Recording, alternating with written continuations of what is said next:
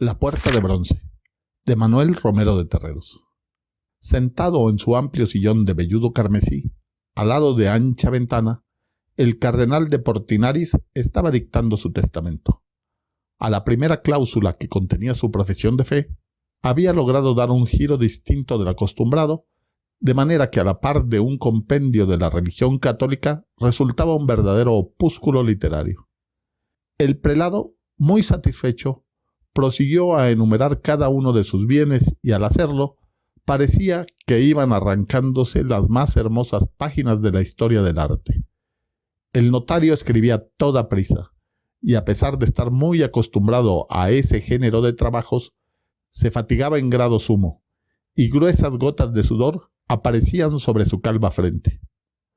Terminadas las cláusulas preliminares, el cardenal hizo una pausa y dirigió la mirada vagamente a través de la ventana de su estudio.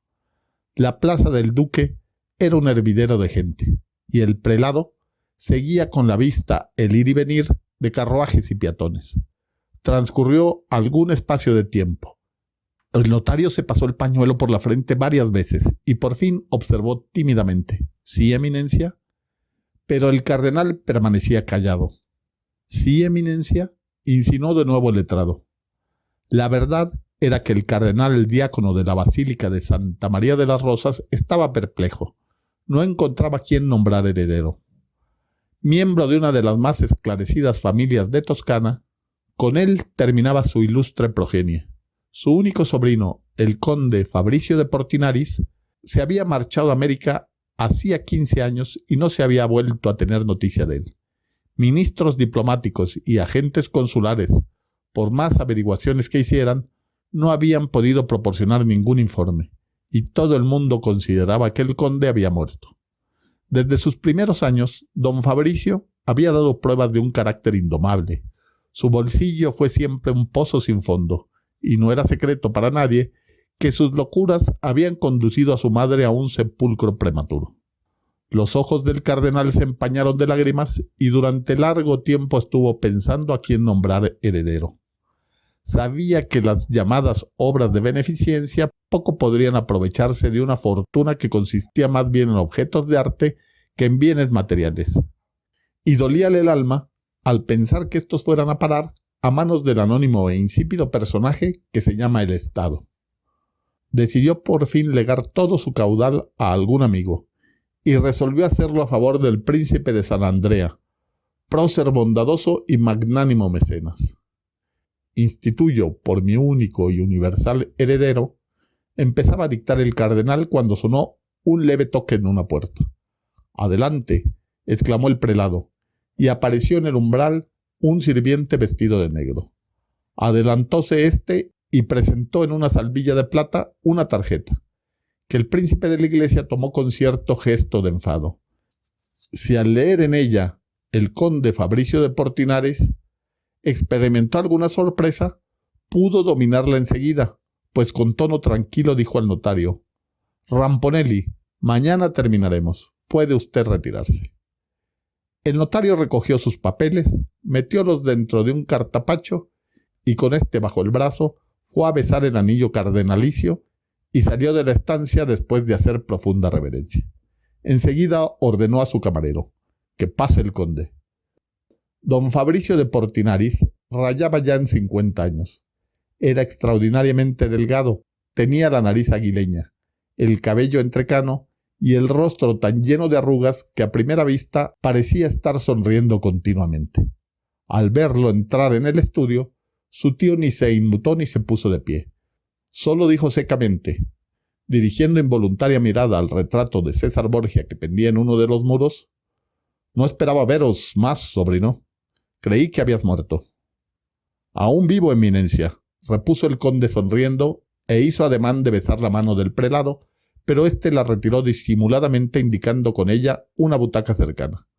Tomó asiento el conde y después de unos instantes de embarazoso silencio dijo: «He llegado esta mañana y creí de mi deber, antes que nada, saludar a vuestra eminencia».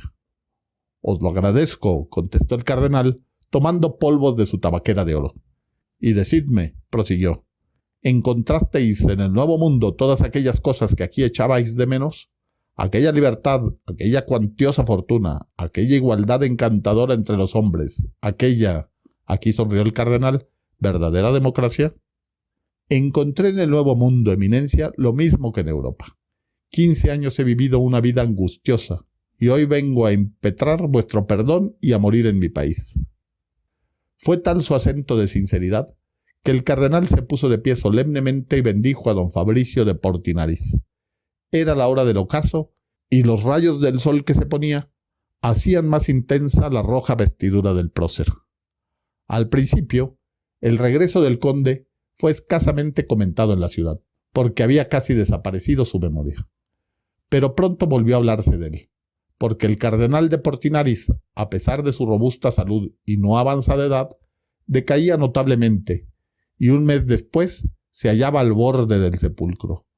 No faltó quien hablase en voz baja de sutiles venenos traídos de América, y alguien recordó, en plena tertulia, que los Portinaris descendían de César Borgia. Al fallecer el prelado y abrirse su testamento, se supo que había legado todos sus bienes a don Fabricio.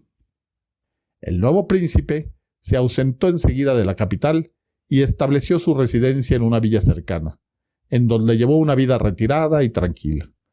A las pocas personas con quienes trataba, refería que estaba escribiendo sus memorias.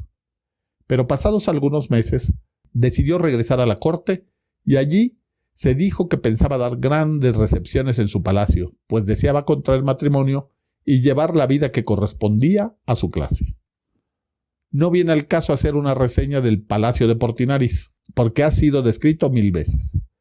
En toda obra referente al arte del Renacimiento ocupa preferente lugar, y es conocidísimo aún de las personas que jamás han visitado la ciudad ducal. Baste recordar que entre las innumerables obras de arte que encierra, quizás sea la más notable, la hermosa reja de entrada, labrada en bronce con tal maestría, que todos están acordes con atribuirla al autor de las puertas del bautisterio florentino. En los tableros inferiores se destaca, en alto relieve, la historia de aquel Hugo de Portinaris que, después de defender heroicamente la fortaleza del Borgo, fue degollado junto con su mujer y sus 2 hijas por el victorioso y sanguinario Orlando Testaferrata. Gruesos, pero exquisitamente labrados, barrotes abalaustrados sostienen el medio punto que la remata, en cuyo centro campea orgullosamente la puerta que constituye las armas parlantes de la familia, mientras que coronas, tiaras, espadas y llaves cruzadas pregonan por doquier los grandes honores que ésta ha gozado desde tiempo inmemorial. Llegó el príncipe a su palacio con las primeras sombras de la noche. Al ascender la escalera de honor, sintió un desmayo y hubiera caído al cielo si no se apoyara en el pedestal de una estatua que decoraba el primer descanso.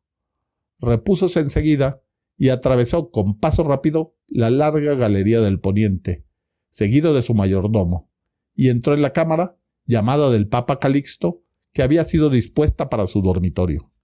Era amplísima y, a diferencia de las demás estancias del palacio, relativamente sobria.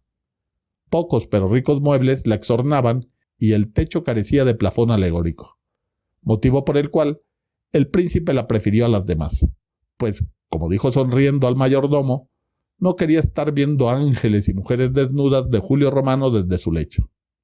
Aquella noche, don Fabricio tomó ligerísima comida y después se instaló en su gabinete a escribir hasta hora muy avanzada. El vasto edificio estaba sumido en el más profundo silencio, pues toda la servidumbre se había retirado a descansar y solo podía oírse el rasguear de la pluma sobre el papel. Larga fue la carta que escribió el príncipe, y bastante tiempo tomó en leerla y hacerle algunas correcciones. Por fin la dobló cuidadosamente y, después de haberla metido dentro de un sobre grande, la dirigió a una persona de vulgar apellido, residente de la República del Pánuco. Se disponía a lacrarla y sellarla cuando se dibujó en su rostro una expresión de sorpresa y de miedo. El gabinete se hallaba contiguo al estudio que había sido del cardenal, y al alzar el príncipe la cabeza en busca del sello, notó que por debajo de la puerta de comunicación con aquella estancia se veía una brillante raya de luz. Don Fabricio, pasados algunos instantes de sobresalto, logró dominarse y hasta sonreír, y levantóse de su asiento para ir a apagar la luz, que inadvertidamente habría dejado algún criado encendida en el estudio. Abrió la puerta resueltamente y se le heló la sangre. Sentada en el sillón, con su tabaquera abierta en la mano derecha y los dedos de la izquierda en ademán de tomar unos polvos, hallábase la prócer figura del cardenal de Portinaris. «No esperaba veros más», dijo lentamente. «Creí que habías muerto, sobrino». Presa del mayor terror, don Fabricio huyó, llamando en alta voz al mayordomo y otros sirvientes, pero nadie acudía en su auxilio, y recorrió las galerías dando voces que retumbaban en las bóvedas de la señorial mansión. «Antonio, Bernardo, Julio, Gilberto», gritaba, pero nadie quería contestar, y con verdadero pavor bajó, puede decirse que rodó, la escalera y corrió a llamar al conserje.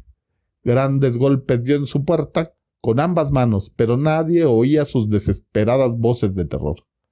Acercóse a la entrada de palacio y quiso abrir la puerta de bronce que la cerraba, pero por más esfuerzos que hizo no pudo lograr moverla 1 milímetro, y por fin, en su desesperación, concibió la idea de salir por entre los barrotes, pues a toda costa quería abandonar aquella cosa.